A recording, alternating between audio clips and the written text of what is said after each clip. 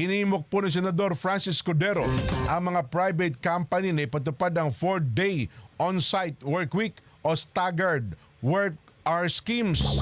Layo nitong makatulong na maibsan ang epekto ng pagtaas ng presyo ng produktong petrolyo sa gitna po ng tensyon sa Middle East kasunod ng anunsyo ng Pangulong Bongbong Marcos na magpapatupad po ng 4-day work week scheme sa executive branch offices.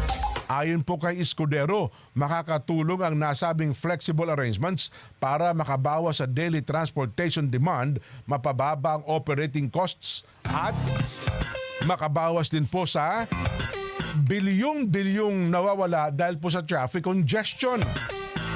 Ang pakikilahok ng pribadong sektor sa inisyatiba ay nagpapaigting sa benepisyo ng pansamantalang paglipat ng gobyerno sa isang compressed work arrangement, lalo na sa major business sector.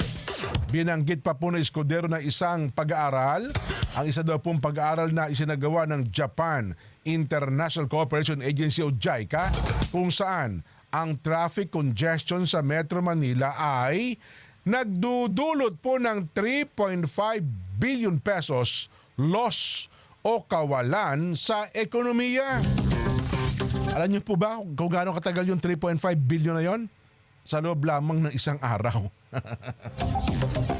Posibleng tumaas pa ito ng 5.4 billion pesos kung hindi ito matutugunan pagsapit ng taong 2035.